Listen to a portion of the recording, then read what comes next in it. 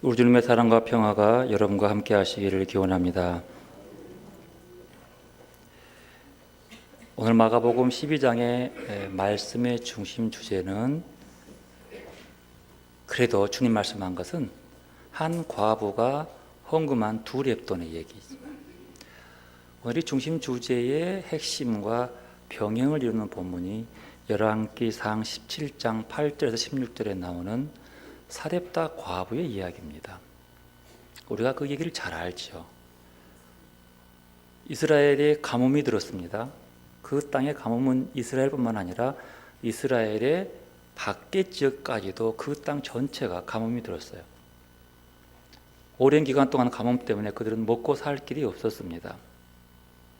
그 와중에 하나님께서 엘리야를 불러서 사렙다로 나가라고 얘기합니다. 사렙다는 이방 지역이었어요. 두로 땅에 있는 곳이 사렙다인데 그곳에 나가면 한 여인이 너에게 먹을 것을 줄 거라고 얘기를 합니다. 그 말을 듣고 그 가물고 무더운 날 엘리야는 사렙다로 갑니다. 거기 가보니까 정말로 한 여인이 나무를 줍고 있었습니다. 그리고 그에게 나아가서 그냥 하나님 말씀한 대로 염치 없지만 내게 물과 빵을 좀 달라고 얘기합니다. 그때 이 사렙다 과부가 엘리야에게 이렇게 말합니다. 12절 보면 당신의 하나님 여호와께서 살아계심을 두고 맹세하노니 나는 떡이 없고 다만 통의 가루 한 움큼과 병에 기름 조금뿐이라. 내가 나뭇가지 둘을 주워다가 나와 내 아들을 위하여 음식을 만들어 먹고 그 후에 죽으리라. 이렇게 얘기합니다. 오늘 이 말씀 속에서 당신의 하나님 여호와께서 살아계심을 두고 맹세하노니, 이 이방 여인은 하나님을 예배하고 섬기는 사람이 아니지만 하나님이 어떤 분인지를 알고 있는 거예요. 살아계신다 얘기하고, 그 다음에 그 말 속에는 이 가뭄의 원인이 하나님께로부터 왔다는 것을 알고 있어요. 마음속에 원망스럽죠. 하나님도 다 안다. 내 형편은 다 알다시피 나한테는 먹어줄 떡이 없다. 즉 빵이 없다. 그리고 겨우 한 움큼의 그 가루가 있는데 이거 기름하고 한번 섞어 우리 아들하고 나하고 한 번 먹으면 끝날 거다. 그래 이제 우리 죽으려고 한다고 이거 먹고. 여러분, 사람이 죽으려 한다고 해서 죽고 싶은 사람이 없죠. 그러나 그 마음속에는 누가 살아계신 하나님께서 이렇게 막아버리니까 죽을 채비하고 있는 거예요. 근데 이 말 속에서는 조금 원망과 아쉬움과 당신 하나님에 대한 약간 얄미움도 포함되어 있지만 희망이 들어 있습니다. 왜? 살아계신 당신 하나님께서 그 말이에요. 이렇게 가뭄을 두었다라면 이 가뭄을 풀 수 있는 사람도 하나님께 있다는 사실을 알아요. 그런데 이렇게 마지막 한 끼 먹을 것밖에 없는 것까지 남는 거 보니까 아마 당신 하나님이 이거 풀어줄지 않을 것 같다라는 거예요. 그러면서도 풀어주기를 바라는 마음이 그 속에 조금 붙어 있는 거예요. 나름대로 있어요.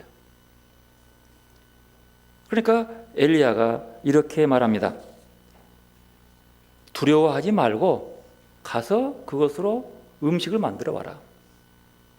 그리고 만들어 와서 먼저 나에게 주고 내가 먹고 난 다음에 네하고 네 아들하고 다시 만들어 먹어라. 이렇게 얘기하는 거예요. 참 이 남자 염치 없죠. 분명히 둘이 한 번 볼 것밖에 없다는데 그거 만들어 오면 남는 게 뭐가 있겠어요? 두 번 만들 양도 아니고 한 번 만들 양 만들어 와서 자기 다 먹고 난 다음에 뭘로 또 만들겠어요? 이 말 앞에 이 여인도 너무 당황스럽죠. 그런데 그 성경에 보면 그 뒤에 더 말하지 않습니다. 이 여인이 가는 거예요. 정말로 음식을 해와요. 그리고 엘리야에게 주는 거예요. 그 이유가 뭔지 아십니까? 엘리야가 왜 이렇게 염치 없는 말을 했을까요? 이 사람이 염치 없는 게 아니에요. 염치도 있어요. 왜 그랬을까요? 그 이유는 14절에 말합니다. 이렇게 말합니다. 주께서 이 땅에 다시 비를 내려주실 때까지 그 뒤주위의 밀가루가 떨어지지 않을 것이며 병의 기름이 마르지 않을 것이라고 주 이스라엘의 하나님께서 말씀했어요라고 얘기해요. 이 말 때문입니다. 즉 말하면 엘리야가 그곳에 가가지고 염치 없게 한 끼밖에 먹을 수 없는 밀가루를 빵에서 자기를 달라고, 이런 도저히 인간적으로 또 남자가 할 말은 아닌데 그렇게 달라 한 이유는 하나님이 가서 만나라 했기 때문에, 분명히 그 여인에게 빵을 얻어 먹으라고 했기 때문에 간 얘기였고, 이 여인도 엘리야가 이뻐서 잘생겨서 빵을 지어준 게 아니고, 그 뒤에 하나님이 이거 지어주면 네 뒤에 빵가루가 끊이지 않고 나올 것이라는 하나님의 말씀이라는 말에 믿고 해준 거예요. 즉 말하면 엘리야와 이 이방 사렙다 과부의 여인의 둘의 행동은 하나님의 말씀이라는 것 때문에 믿고 하는 거예요. 근데 보십시오. 아무리 하나님의 말씀이지만 증명된 게 없잖아요. 보여준 게 없잖아요. 그래도 그들은 하나님의 말씀이기 때문에 믿고 따라가는, 어렴풋한 믿음, 작은 믿음이라도 보여주는 것. 여기서 하나 배울 수 있는 것은요, 하나님은 이방 여인이라 할지라도 배고픈 자들에게, 힘든 이들에게 먼저 손을 내민다고 하는 거예요. 그들의 헌신을 요구할 뿐만 아니라 얻어먹었기 때문에 채워주는 것이 아니라 그들을 살려주기 위해서 그 가진 것을 다 내어놓으라고 하는 거예요. 하나님이 이렇게 하라고 하더라고. 하나님이 주신 말씀 앞에 순종하는 그들, 하나님은 다 내어놓으라고 하는 거예요. 다 내어놓고 어떤 희망과 보장도 없고 비올 기미도 없지만 그들은 내어놓습니다. 사라져요. 그렇지만 그 다음에 뒤에 다시 그 뒤에 또 그만큼의 가루가 남아있다는 성경의 이야기. 역시 인간적인 마음이 아니라 하나님에 대한 믿음의 실천, 의지하는 것에서 모든 걸 내어놓는 여인의 모습을 볼 수 있습니다. 지난주에 한 율법학자가, 즉 랍비가 예수께 와서 물었습니다. 모든 계명 중에 첫째가 무엇입니까? 주님은 무엇라고 말씀했습니까? 마가복음 12장 29절 31절 말씀 이렇게 대답합니다. 예수께서 대답하시되 첫째는 이것이니 이스라엘아 들으라. 주 곧 우리 하나님은 유일한 주시라. 내 마음을 다하고 목숨을 다하고 뜻을 다하고 힘을 다하여 주 너의 하나님을 사랑하라 하신 것이요. 둘째는 이것이니 내 이웃을 내 자신과 같이 사랑하라 하신 것이라. 이보다 더 큰 계명이 없느니라. 여기서 가장 큰 첫 번째 계명, 모든 계명보다 613가지의 유대인들의 계명보다 가장 중요한 첫 번째가 하나님 사랑과 이웃 사랑이라고 하는 얘기였습니다. 이 말은 그것을 믿고 사랑하며 사는 자가는 하나님 나라와 멀리 있지 않다는 거예요. 계명을 지키는 목적은 하나님 나라 가기 위한 건데, 하나님 나라로 가까이 갈 수 있는 삶, 그걸 믿음의 삶이라고 하는 거예요. 그 믿음의 삶에 가장 중요한 게 뭐냐라면 사랑이라고 하는 거예요. 하나님 사랑과 이웃 사랑. 그 사랑은, 하나님께 주어지는 그 사랑은 구약 성경부터 나오는, 예수님이 가르친 내용이 아니라 율법에서부터 있는 것. 신명기 6장에 나오는 얘기예요. 이스라엘 백성들은 모두가 다 성년이 되면, 12살 이상이 되면 손에도 붙이고 이마에도 붙이고 문설주에 붙여서 나가고 들어올 때에 순간순간 손을 볼 때마다 기억합니다. 이스라엘아 들어라, 쉐마를 얘기한 거예요. 주 너의 하나님은 유일한 하나님이다. 너는 마음을 다하고 힘을 다하고 뜻을 다해서 너를 사랑해라, 사랑하라. 주님도 그것을 알고 있는 거예요. 특별한 것이 아니라 이미 알고 있는 내용, 그 중요한 본문을 얘기할 때에 바로 그것만이 하나님 나라와 멀지 않다, 그 고백의 삶을 사는 자들이 하나님 나라에 가까이 와 있다라고 하는 거죠. 믿음의 삶은 결국 사랑하라는 뜻입니다. 오늘 본문은 이 가르침에 대해서 좀 더 분명하게 하나님 나라의 삶의 모습은 어떠해야 하는지를 배경과 삶이 완전히 다른 두 사람을 통해서 비교하고 있습니다. 첫 번째 사람은 율법학자예요. 율법학자는 서기관으로 번역하는데 그들을 랍비라고 합니다. 랍비가 누구예요? 선생님이요. 선생은 뭘 가르쳐요? 랍비는 특별히 뭘 가르쳐요?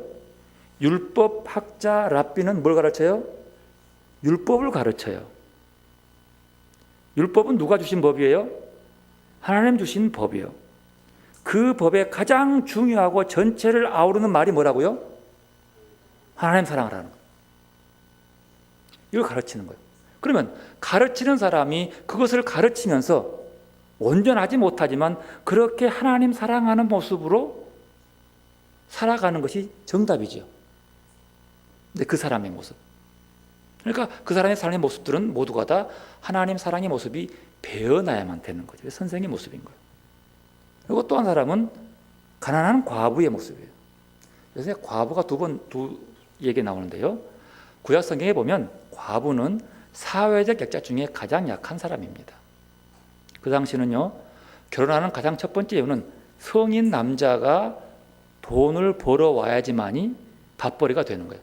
여자 혼자 밥 벌어 먹고 살기 어려운 시대예요.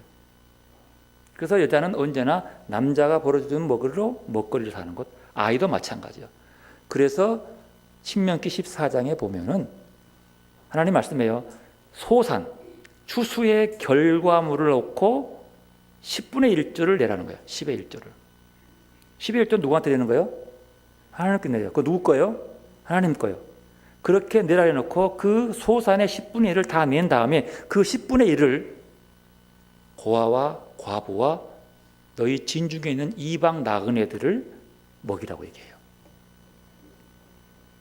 그러면 누가 먹이는 거예요? 하나님 것을 하나님이 먹인 거예요. 근데 그 실제 먹이는 사람은 누구예요? 11조를 한 사람이 먹이는 거예요. 11조는 누가 해요? 하나님이 준 거라고 믿는 사람이 하는 거예요. 그리고 그 사람이 실행하는 거죠. 누가 하는 거예요? 하나님이 하는 거예요. 내가 하는 것이지만 실은 하나님의 것으로 먹이시는 거예요. 이렇게 하나님은 그 가난한 약자들을 돌보요. 그 돌보 중에 셋 중에 하나가 이 과부가 돼요. 오늘 본문에도 사회적인 약자인 이 과부가 헌금하는 거죠. 그 얘기 본문에 나오거든요. 그 둘을 비교합니다. 먼저 율법학자를 봅시다. 율법학자, 랍비, 하나님의 말씀을 가르치고 하나님이 누구인지를 알려주고 어떻게 사는 것이 하나님이 원하는 삶이고 그 삶을 통해서 하나님 나라를 만들어 가야 한다는 랍비를 예수님은 삼가하라. 뭘요? 너희들을 가르치는 율법학자들의 믿음의 삶의 모습을 조심해라. 무조건 따라하지 말아라. 하나님을 섬기고 믿는다고 너희들을 가르치는 율법학자, 예수님 당시에요, 그 랍비들의 가르침을 따라서 순종하며 살면 안 된다라고 얘기하는 거예요. 조심해라. 경계해라. 그들의 살아가는 행동, 그들의 말 듣는 것도 조심해서 들어라. 무조건 하나님 말씀이라고 순종하면 안 된다라고 얘기하는 거예요. 슬픈 일이죠. 왜 그럴까요? 율법학자들처럼 살아가면 너희들이 하나님 나라와 가까워지는 것이 아니라 점점점 멀어지기 때문이다라고 하는 거예요. 랍비가 선생으로서 그들의 가르침을 통해서 우리가 하나님이 어떤 분인지 알아가야 될 것이고 어떻게 믿어야 할지를 알고 하나님이 기뻐하시는 것이 무엇인지를 알아가야 할 텐데 예수님 따라가지 말라는 거예요. 왜요? 그들의 믿음의 행동을 예수님이 보는 눈 때문이었어요. 예수님은 그들의 속에서 이것을 바라봅니다. 38, 39절 함께 읽읍시다. 예수께서 가르치실 때에 이르시되 긴 옷을 입고 다니는 것과 시장에서 문안받는 것과 회당의 높은 자리와 잔치 자리의 윗자리를 원하는 서기관을 삼가라. 보십시오. 표준 세번역을 보면은요, 예수께서 가르치시면서 이렇게 말씀하셨다. 율법학자들을 조심하여라. 그들은 예복을 입고 다니기를 좋아하고 장터에서 인사받기를 좋아하고 회당에서 높은 자리에 앉기를 좋아하고 잔치에서는 윗자리에 앉기를 좋아한다. 예복을 입으라고 하는 것은요, 이 예복은요 레위기에 나오는 랍비가 입어야 할 옷을 제대로 갖추어 입은 거예요. 이렇게 긴 옷, 유툴처 저 가운처럼 축 늘어진 옷을 입고 나가는 거예요. 이게 보기 멋있죠. 사람들이 다. 근데 왜 그 옷을 입은 게 문제인 거예요? 이게 문제죠. 그들이 그 옷을 입은 본래의 의미, 성의, 거룩한 옷을 입는 의미를 알았다면 문제가 안 되는 거죠. 모르기 때문이요. 왜 이들은 이랬을까요? 뭐 하기 위해서요? 장터에서 인사받기 좋아하는 사람은 왜 그럴까요? 하나님 드러내기 위해서 그럴까요? 하나님 높이기 위해서 그럴까요? 뭐 때문이요? 자기를 높이기 위해서요. 자기를 자랑하기 위해서요.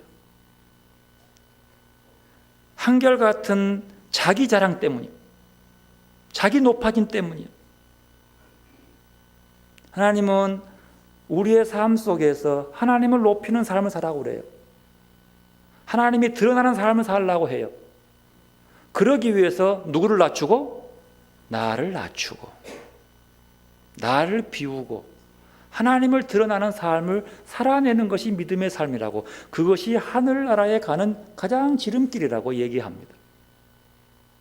그런데 그 말을 이용해서 자기를 드러내려고 하고 자기를 자랑하려고 하고 자기의 세력을 규합하려고 한다는 것은 누구를 낮추는 거예요? 하나님을 낮춰버리는 거예요. 내가 높아지고 하나님을 낮춰버리는 거예요.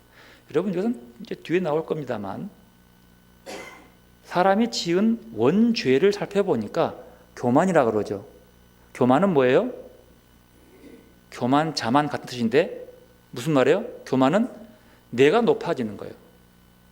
내가 내 삶의 첫째가 되는 것이 교만이라고 하는 거예요. 아담이 하나님이 자기 삶의 첫째가 아니라 자기가 첫 번째가 되기 위해서 1등하기 위해서 올라가는 게 교만. 그 교만이 죄예요. 가장 큰 원죄예요. 하나님의 나라에 살 수 없는 것이 자기가 높아지는 거예요. 그런데 이들은 이 모습 속에서 하나님의 영광이 아니라 자기 영광을 드러내려고 하는 사람이었습니다. 그들의 삶은 이렇게 살면 한결같이 하나님 나라와 멀어질 수밖에 없음을 얘기합니다. 여러분, 성경에서 우리가 본받아야 할 것은요, 한결같이 자기 자랑이 아니라 뭐예요? 하나님을 드러내는 거예요. 내 계획이 아니라 하나님 뜻 이루어가는 거예요. 마가복음 10장에 보면 예수님이 예루살렘에 올라가시면서 십자가에 대한 고민 때문에 제자들에게 십자가 지고 고난받을 것을 얘기하지만 그들은 한결같이 뭐 생각해요? 누가 으뜸이냐? 누가 높은 자리에 앉을 것이냐? 고민하는 거예요. 누구와 같아요? 오늘 본문의 율법학자와 같죠. 주님 제자들에게 안타까운 마음으로 이렇게 말합니다. 너희 중에 크고자 하는 자는 너희를 섬기는 자가 되고 너희 중에 누구든지 으뜸이 되고자 하는 자는 모든 사람의 종이 되어야 하리라고 가르칩니다. 그리고 나는 섬김 받으러 온 것이 아니라 섬기러 왔다라고 주님 자신이 얘기하고 있다. 제자들은 주님을 섬기는데 누가 으뜸이냐를 얘기하고 있는데 주님은 이렇게 말해요. 나는 섬김 받으려 한 게 아니라 너희를 섬기러 왔다고 얘기하는. 이것은 어느 규칙이에요? 하나님 나라의 규칙입니다. 하나님의 아들 예수의 삶은 그리스도인 살아가는 삶의 본보기요 기초라고 하는 거예요. 그걸 따라가야 돼요. 구약부터. 그러나 율법학자들은 그 사실을 알면서도 모른 채 합니다. 율법에 내 마음을 다하고 목숨을 다하고 뜻을 다하고 힘을 다해서 주 너희 하나님 사랑하라고 말씀한대. 이것이 첫 번째 계명이라고 말씀한대. 다 알고 있는 율법학자들은 마음을 다하고 목숨을 다하고 뜻을 다하고 힘을 다해서 자기 자신을 사랑하고 있는 거예요. 온 마음을, 온 전력을 다해서 나를 사랑하고 나를 드러내고 나를 높이고 싶은 것. 율법학자는 이런 자기를 사랑하는 사람들의 특징을 잘 나타내고 있습니다. 이게 자기 사랑, 하나님 사랑이 아닌 거예요. 예복을 입고 자기를 드러내기를 좋아하고 높은 자리에 앉아서 내려보기를 좋아하고 인사받기를 좋아하고 그리고 언제나 높은 자리 아니면 어떤 초대에도 가지 않고 자기 영광이 드러날 것만 찾아가서 앉아있지 낮은 자리에 갈 수 없는 사람, 하나님 앞에서 겸손히 가르치며 섬겨야 할 직분의 상징으로서 성의를 주었는데 이 거룩한 옷을 입고 다니면서 본래의 의미는 망각하고 지배와 굴림의 상징으로 옷을 입고 거만 떠는 사람들, 그들은 사람 눈에 보여주는 권위와 위엄으로 자기를 과시하고 치장하고 다닙니다. 그리고 스스로 가난하고 병든 자와 사랑에 품으시는 주님보다는 오직 자기가 존중받기를 원하는 그런 사람, 더 나아가서 그 율법에 나오는 거룩한 옷을 입고 하나님 중심으로 장터에서 일하는 사람들과 하나가 되는 것이 아니라 그들을 차별하고 자신을 높이는 모습, 이것을 교만이라고. 하나님 앞엔 회당에서도 높은 자리, 사람들이 모이는 사람들 앞에서도 높은 자리, 하나님은 어디 있어요? 하나님을 높이는 회당에서까지도 높은 자리에 앉으려고 하니 그 속에 어떻게 하나님이 그들 앞에서 그들의 주인으로 그곳이 하나님 나라가 될 수 있냐고 하는 거예요. 오직 그들은 외적인 과시, 그것으로 마음이 가득 차 있습니다. 여기서 우리가 우리의 신앙을 돌아봐야 하겠습니다.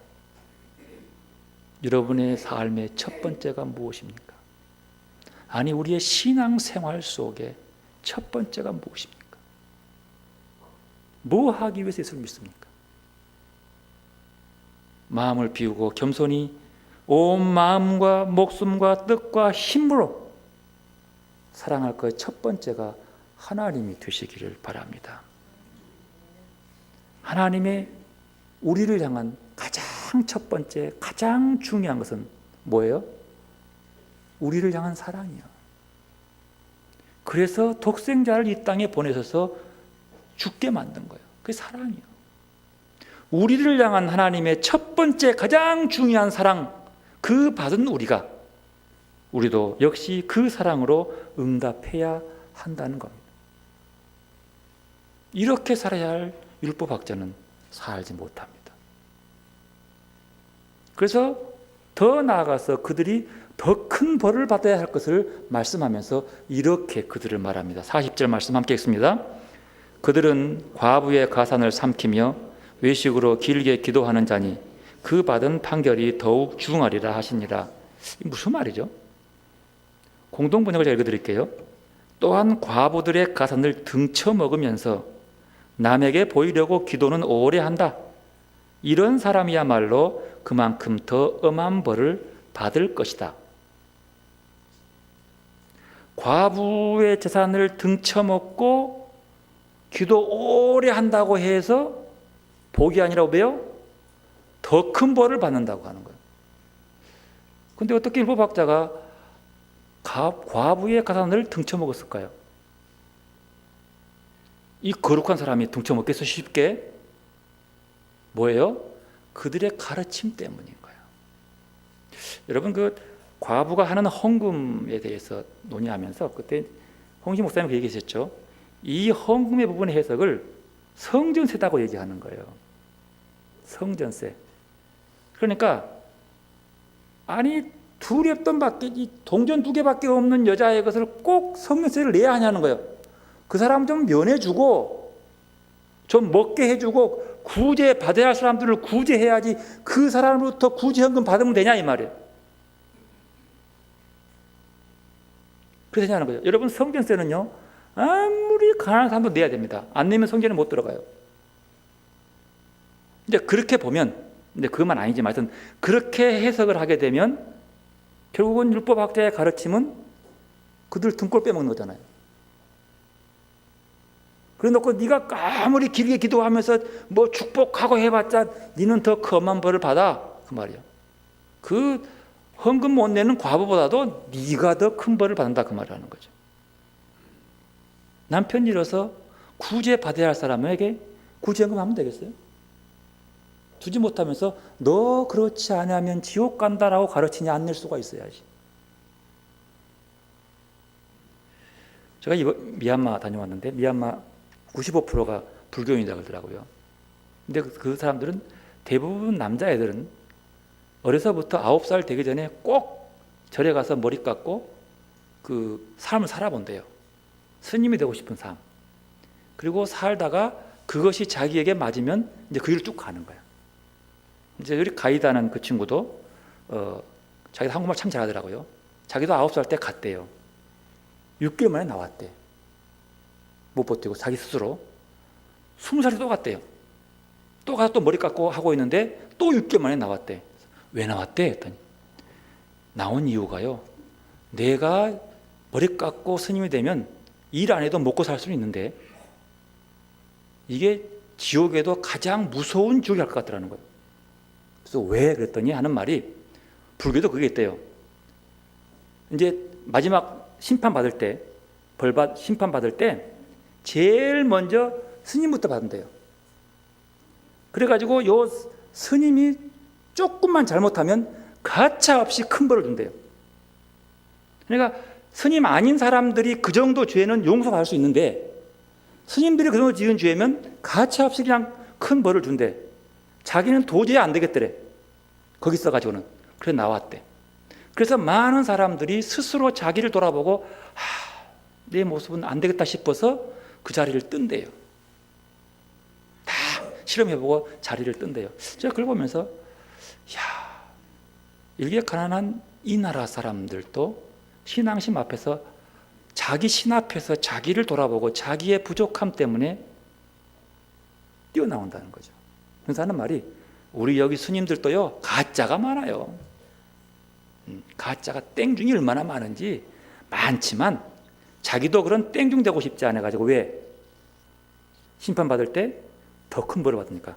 오늘 보니까 그 말이 있더라고요. 말씀을 가르치는 율법학자가 하나님의 말씀의 온전한 뜻을 깨닫지 못하고 잘못 살면 더 엄한 벌을 받는 거예요.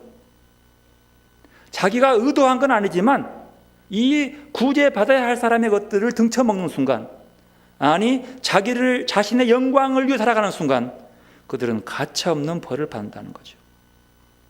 그런 뜻이에요. 그러나 중요한 것은 하나님께 무엇을 하나님 나라를 가기 위해서는 바쳐야 되는 거죠. 여러분 물어볼게요. 그리스도인들이 세상을 마치고 하늘나라로 여행할 때에 어떤 화폐가 필요할까요? 여러분, 제가 미얀마 갈 때는 달러 잘 통용되는데 잘 안 되더라고요. 미얀마 돈으로 바꿔야 돼요. 여행 가면 그 나라 돈 바꿔야 되죠. 여러분, 우리가 사람이 죽으면 생애 메고 갈 때 뭘 줘야 돼요? 돈 안 주면 생애 안 가요. 그거 주저앉는다고요. 그거 뭐라 그래요? 노잣돈이라 그러더라고. 그래 가지고 막 못 가고 막 넘어지려고 그러면 돈만 꼽으면 가는 거야. 어디 가기 위해서요? 천국이든 지옥이든 가기 위해서, 이 세상 떠나기 위해서 돈을 주는 거예요. 근데 생각해 봐요. 한국 돈 가지고 천당 가서 사용할 수 있을까? 천국으로 여행하려면 차비가 필요한 것 같아. 돈을 줘야 돼. 물어볼게요. 여러분, 예수 믿는 사람으로서 죽어서 천당 갈 텐데 차비가 얼마나 들까요? 얼마를 해야지 많이 가냐는 거예요. 얼마를 줘야 될까? 오늘 이 과부는 둘이 돈 다 바쳤어요. 자, 물어볼게요. 그러면 천당 가려면 달러가 필요할까요? 한국 돈이 필요할까요? 이것도 중요하지. 화폐가 중요하지. 아무리 가져봤자 소용없으면 뭔 소용이 있겠어요? 천당 간 차비는 뭔 돈으로 가야 돼요? 어떤 화폐로 가야 돼요? 한국 돈이요? 미국 돈이요?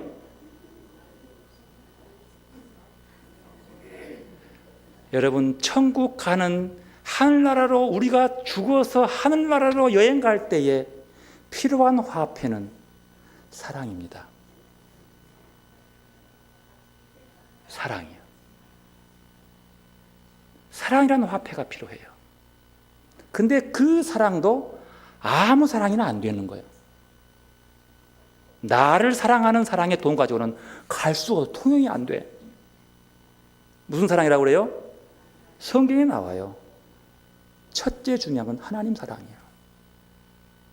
그리고 그 사랑으로 이웃사랑은 사랑의 화폐만이 죄송합니다. 예수 믿는 사람이 천국 가는 노잣돈이야. 이 돈 갖지 않고는 못 가. 딴 데로 가버려. 제가 이 얘기를 다 들은 거예요. 듣고 그렇구나. 오늘 말씀하고 맞네. 그러면서 오늘 이 여인은 자기가 가진 2렙돈 헌금함에 넣었습니다. 41절 예수께서 헌금함에 대하여 앉으사, 대하여는 맞은편입니다. 무리가 어떻게 헌금함에 돈 넣는가를 보실세. 어떤 부자는 많이 넣는데 한 가난한 과부는 와서 2렙돈 곧 한 고드란트를 넣는지, 아주 작은 돈이라고 그래요. 하여튼 그런.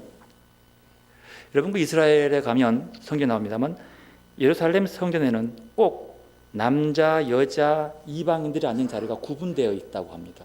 그 돼 있어요, 분명히. 지금도 성지순례 가면 통곡예배가 앞에서 성전 안에 통곡예배 가는데도 남녀가 싹 나뉘은 담이 쌓였어요. 이 담벼락이 있거든요. 그러니까 남자가 먼저 앉고 그 다음에 여자가 앉는데 이 나눠준 그 담 사이에 뿔나팔 모양의 헌금함이 13개가 있답니다. 달려있어요. 여기다가 넣는 거예요. 이제 헌금을 13개 중에서 9개는 성전세, 그리고 그 외에 헌금들을 넣는 곳이고 4개의 것은 구제를 위한 헌금이라는 거죠. 그러니까 거기다 헌금함 표시된 것은 라기보다도 13개 헌금 중에서 그냥 갖다 넣으면 그 중에 무조건 임으로 잘라가지고 여기서부터 9개는 성전세와 일반 헌금을 위한 것, 그리고 뚝 짜서 4개는, 나머지 4개는 구제를 위한 것, 이렇게 얘기하는 거예요. 그러니까 이 가난한 과부가 성전세를 낸 건지 구제를 위한 것인지는 잘 모르지만 2개 다 포함되어 있는 거예요. 왜? 어떻게 4개를 구입할지를 잘 모르니 그렇게 볼 수 있는 거죠. 그러면 이 가난한 과부는 구제를 받아야 할 사람이요. 근데 그것도 2개면 1개만 내고 1개는 자기 먹어야 될 거 아니에요. 2개를 다 줘버려. 그럼 뭘 먹고 살라고? 왜 예수님은 그것을 칭찬했을까요? 왜 그의 많은 사람들이 뭐 큰 돈을 헌금해도 그것보다도 이 사람들 모은 것 전체보다도 이 사람이 더 많다 했을까요? 우리가 배웠죠? 자기의 모든 걸 바쳤다고 얘기 때문이에요. 아니, 모든 걸 바쳐서가 아닙니다. 마음이요. 그의 마음이요. 어떤 마음으로? 여러분, 예수님을 살펴보고 있으면서도 이 과부가 이 전부 하나님, 내가 모든 것 바칩니다. 이제 이것은 난 끝이요. 난 굶어 죽소 이제. 그러니 이 헌금 받으시고 내게 돈 잘 버는 남편 새로 하나 주십시오. 그래서 내가 먹고 살게 해주십시오. 이런 마음으로 헌금했을까요? 하나님, 내가 정말 하나님 사랑한 마음으로 전부를 냈습니다. 하나님, 내가 힘대로 헌다고 100배의 결실을 맺게 해주십시오. 이런 마음으로 넣었을까요? 아니요. 믿음이라고 합니다. 보십시오. 자기의 모든 것을 내어놓은 사람은요, 성경에서는 언제나 새로운 삶을 살아갑니다. 자기가 계획하고 자기가 원하는 길을 살아가다도 하나님께 모든 것들을 맡기고 하나님을 의지하는 사람은 하나님이 주어진 것으로 살아가게 되어 있어요. 엘리야에 나왔던 사렙다 과부 보십시오. 이 한 주먹이 전부요. 모든 걸 다 맡기며 어찌 될지 모르지만 다 바치고 났어요. 났는데 그 다음에 계속해서 가뭄이 해결될 때까지 먹을 것이 남아있더라는 거죠. 누가 먹이는 거예요? 하나님이 먹이시는 거예요. 거기에 맡기는 믿음이에요. 여러분, 야곱이요, 예서를 만나러 올 때요, 무서워서 야복강가에서 재산을 다 보내요. 그렇게 중요하게 여긴 걸 다 떠나보내고 가장 사랑한 라헬까지도 건너 보내버려요. 싹 보내버려요. 그리고 자기는 혼자 남아요. 지금까지 그거 움켜쥐기 위해서 얼마나 고생을 했는데 다 보내버리고 혼자 남아서 기도하면서 하나님 나 좀 살려주십시오. 나 의지할 거냐 아무것도 없습니다. 종들도 가족들도 돈도 다 나 혼자밖에 없어요 라고 다 맡겼어요. 에서와 화해하면서 새로운 삶을 살아갑니다. 야곱이 이스라엘로 바뀐 새로운 삶. 하나님께 모든 걸 다 바친다는, 즉 봉헌, 헌금에 봉헌이요, 다 바쳐버린다고 하는 것은 새로운 삶을 살겠다는 거예요. 누구 뜻대로? 하나님 뜻대로. 오늘 이 과부도 마찬가지죠. 모든 걸 냈던 것은 내가 하나님의 사랑에 맡기겠습니다라고 하는 거예요. 맡기고 그 사랑으로 살겠습니다. 하나님의 사랑과 자비를 나를 맡기니까 내가 살아내는 삶은 하나님의 사랑과 자비를 살아낸다는 사실이에요. 그 의미의 봉헌이에요. 우리가 바친 헌금을 옛날에 봉헌이라고 했죠. 봉헌이란 말이 맞습니다. 모든 걸 다 바친 거예요. 다 바쳐. 여러분 헌금 내면서 돈 몇 푼 딱 넣는 것이 아니라 하나님 이것 내가 가진 것 다 주의 것이고 내 생명도 주의 것입니다. 받으십시오. 다 바친 거예요. 그리고 하나님이 원하는 사랑의 모습으로 살아가겠다는 다짐. 봉헌은 습관이 아닙니다. 나를 바치는 모습. 여러분 성경 보십시오. 이 과부가 이 두렵돈 바치고 나니까 그 뒤에 삶이 어땠을까요? 죽을 때까지 잘 먹고 잘 살았어요? 성경에 그런 거 없어요. 이걸로 끝이요. 이 사람의 얘기는 이걸로 끝이요. 죽어 천당 갔더라? 없어요. 믿음이 너를 구했다? 그런 말 없어요. 이것 가지고 뭐 두렵던 얘기하면서 뭐 헌금 많이 하면 못 받더라. 이것은 다 성경에 없는 얘기야. 그냥 그걸로 먹고 그 바치는 자의 마음 속에서 나는 이제 내 삶이 아니라 하나님 사랑받는 자라서 살고 하나님 사랑하며 살고 그 사랑을 나타내며 살겠습니다. 이 두렵돈 내가 못 먹어도 배고프지만 어려운 사람 가서 구제하든 구제 받을 사람이 구제하도록 내놓는 거예요. 주는 삶. 주는 게 전부가 아니라 그 마음 속에서 하나님을 의지하는 삶, 그것이 하나님께 맡기는 삶. 여러분 그리스도인의 신앙인들은 모든 것을 하나님께 맡기고 살아가는 사람입니다. 그렇다고 자기의 생계를 위해서 노력하지 않는 사람이 아닙니다. 바울은 얘기하죠. 일하기 싫거든 먹지도 말라. 하나님을 믿는다고 해서 의지한다고 해서 모든 걸 맡긴다고 해서 자기 일을 소홀히 하는 사람에 대한 경고예요. 신앙인은 생활인으로 자기 할 일을 당연히 다 합니다. 자기에 처한 더 나은 세상을 만들기 위해서 자기 이웃 생활의 개선을 위해서 노력합니다. 신앙인은 하나님만 생각하고 자기 일을 소홀히 여기지 않습니다. 더 나은 세상, 더 나은 생활 여건을 위한 우리의 노력으로 새로운 것을 창조하시는 하나님의 창조의 일을 실천하는 사람들이 그리스도인들이라고 하는 거예요. 그러기 위해서 나를 위한 것들을 바쳐내는,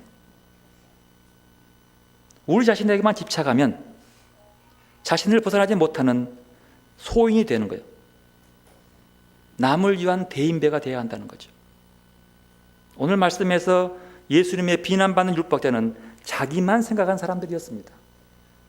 그러나 하나님과 인류를 보지 못한 그들보다도 여인은 자기만이 아니라 하나님이 바라보는 눈으로 세상을 바라보기 위해서 모든 것들을 다 바치는 거예요. 다 내놓는 것, 이것이 자기 부인이고 자기에 대한 사랑이라고 보는 거죠. 하나님 사랑이 자기 사랑인 거예요. 오늘 복음 예수님은 과부의 헌금을 칭찬했습니다. 그 여인의 작은 실천 속에서 하나님의 사랑과 자비하심을 읽어내셨기 때문입니다. 베푸시는 하나님을 자기의 대의로 삼아 그분의 관대하심을 실천한 그 모습을 바라본 거예요. 신앙은 예수 믿어서 자기 한 사람 성공하고 출세하는 길이 가는 것이 아닙니다. 하나님께로부터 천국을 보장받기 위해서 믿음 생활하는 것도 아닙니다. 하나님을 찾아가며 배우며 하나님의 자녀의 삶이 무엇인지도 모르면서 살아간다고 하는 그런 자기 만족도 아닙니다. 딱 하나, 하나님의 사랑과 자비를 내 삶의 대의로 받아들이고 그것을 실천하며 사는 사람. 하나님의 사랑을 받고 그 사랑을 실천하며 사는 사람. 진리는 사람을 살리는 사랑의 실천만이 진리입니다. 진리는 규격화된 화석화된 문구가 아니라 살려내는 거예요. 오늘 또 사랑을 실천함으로 사람을 살려내는 진리에 하나님의 진리로 살아가는 여러분들이 되시기를 바랍니다. 그 진리가 우리의 삶에 충만한 줄로 믿습니다. 하나님께 나아가십시다. 겸손히 진리로 다가오시는 사랑의 하나님을 맞이하는 시간 되시